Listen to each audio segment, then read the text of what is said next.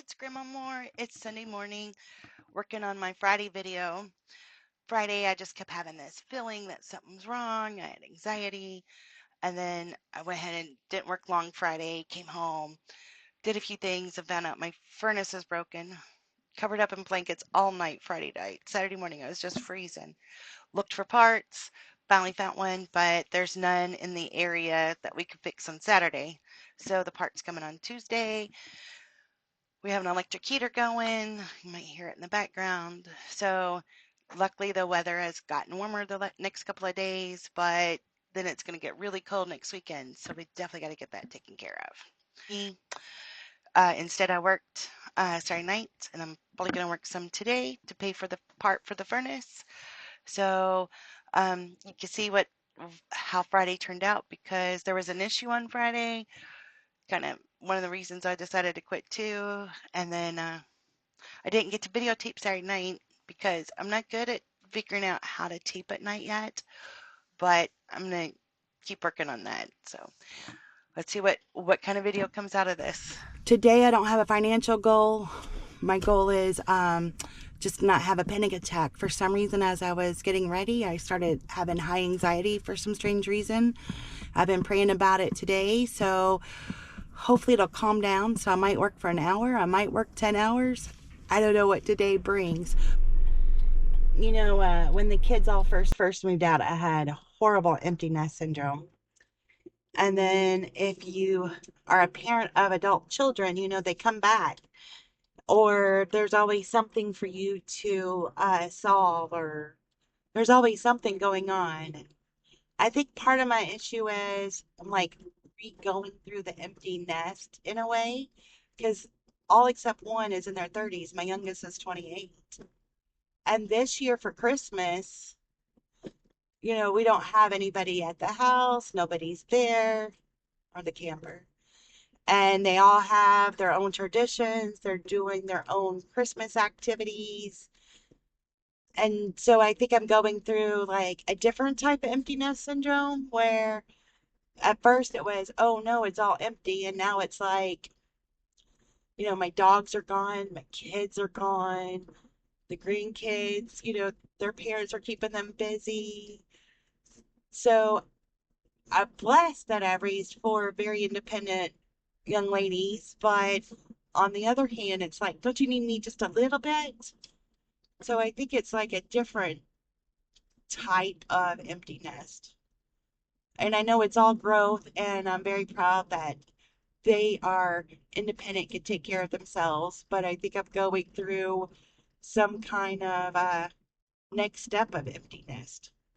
I don't know. If you have adult children, do you know what I'm talking about, or does that make sense? And how did you get through it? Because I'm really struggling with it.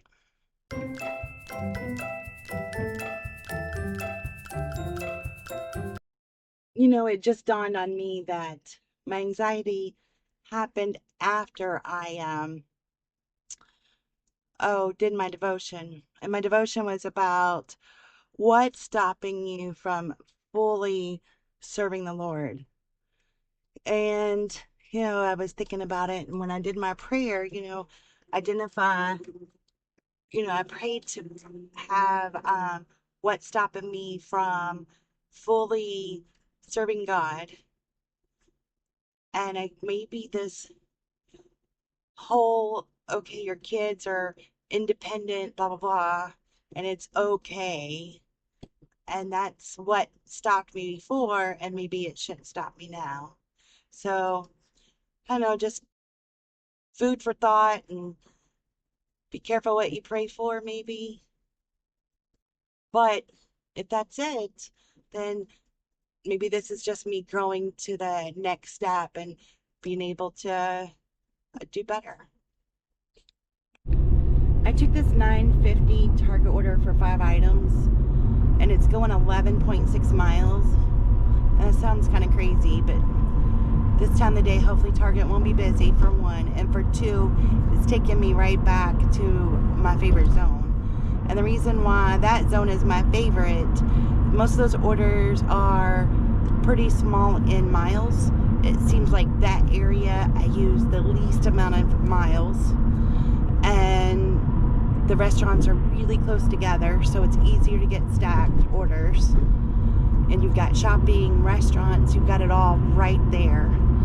And normally it just stays right in that city. There's sometimes, because the Chick-fil-A in a couple cities over doesn't do DoorDash, so they do send you over there sometimes. A lot of times I'll decline those. But yeah, that's why it's my favorite zone, is just because the restaurants, grocery stores is all right there, and then the people that order that stuff's usually really close by. So I don't mind taking this trucker order because it's going to take me right there where I like to be.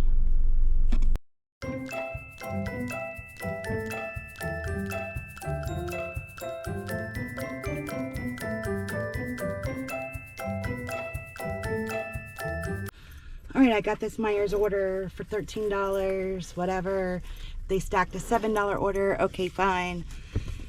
And then while I'm shopping, DoorDash supposedly called, and they want to add 8 more items, but there's an error, and they want to unassign it and resend it, but I have to verify my identity. And I went and do it, and I said, I don't really know.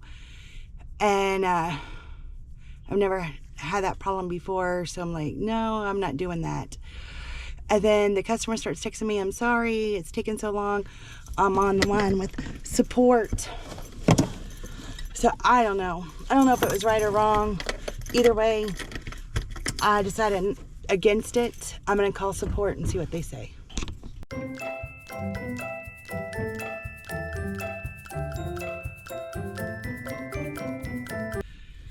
All right, so what happened was when I was in Meijer, I get a phone call. It says DoorDash. It says he's DoorDash support, and the customer wanted to add 8 more items and was unable to. So they wanted to close out the order and reopen it with these 8 things. One of them would be in a car seat, and they would pay me $9 extra.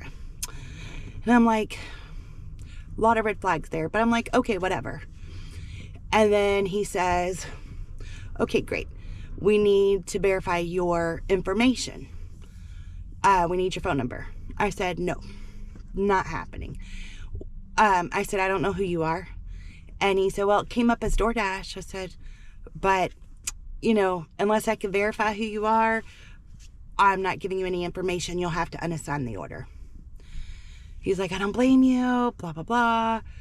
He was, you know, trying to be honest. I said, okay, great. And he tried a little bit more, and I'm like, nope, just unassign the order. You know, I don't know who you are. So he said, okay, I'll unassign it, and you won't, you know, it won't go against you. I said, great. And then the customer starts texting me, which I found super strange. I'm sorry, it's taken a while. I said, sorry, I can't do that. I don't trust him, blah, blah, blah. No worries. The kicker is, he said, I said, I've been scammed before. He says, yeah, me too. And I said, sorry, you've been scammed. And he said something about, you always have to protect yourself. I said, you bet. And then he said, what did he say? I said, protect yourself. Oh, he said, to protect yourself. I said, right. He said, we live in a nasty world. And I said, yes, we do. And then I had another order, which if he was support, he's like, you have another order, whenever they had called and had no idea. So that was another red flag. There were so many red flags. But so I told the whenever we were texting, I said, oh, I'm going to have to unassign because I have another order and I don't know what to do. So then I came out to the car, talked for a second, and then I called support. Support said, what time was the phone call? I told them. They said it was from the customer. So the customer was trying to scan me on the phone and then text me about how long it's taken for the support and blah, blah, blah. And he was so happy when I said I would unassign it. So, point of the story. Never, ever, ever give your phone number, any of your information, your verification code. I have been scammed. Luckily, I caught it in time because I had an app issue and I had to go kind of backdoor when I first started dashing, long story, but so you couldn't just log into my account. It was complicated. So whenever they first tried to scam me, they couldn't log into my account because we had to backdoor it. And when they called me the second time because they couldn't log into my account, I had caught on and I was new. It was like my second day ever dashing. So, I had called support and they told me what to do and what have you. So they were unsuccessful. And then all the other times they've ever tried to scam me, I just go ahead and do the order and say, oh, okay, and hang up and don't give them any information. And, they get mad and want to cuss you out because you won't give them information. I go ahead and do the order because I might as well get paid for it, which really makes them mad. But then they're out of the money and they shouldn't have done that in the first place. So if I would have realized 100% that that was a scam, I would have done the order. I'd have got to keep the groceries and they would have been out of that money. So I learned a long time ago. No, never ever give them any of your information. If you're not sure if it's a scam or not, do like I did today. I'm calling support. And then call support and they can verify, but support never calls you. So don't. One time I think support might have called me, or they'll call me back when I was having those app issues. They fixed it where I didn't have to go through so much trouble logging into my account, but I was expecting their phone call.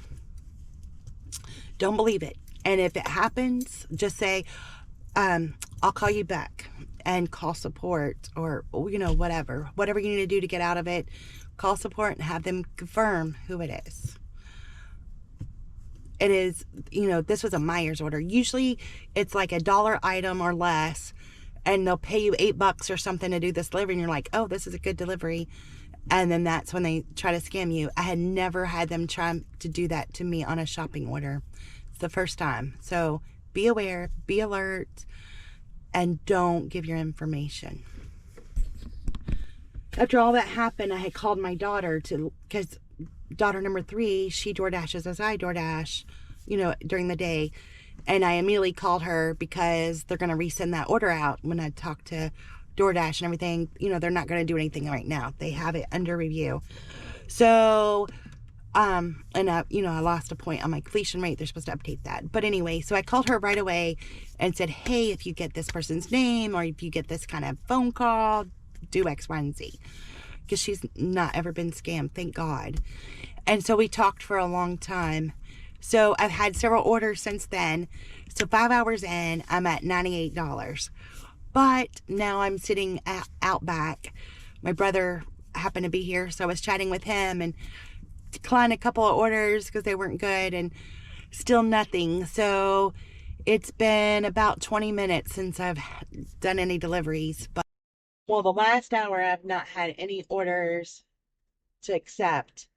So I'm still at $98.73, 6 hours in. So I ended my dash and I've gone about 92 miles and decided, okay, like at the beginning of this uh, video, I said my goal isn't financial today. It's just getting through the day.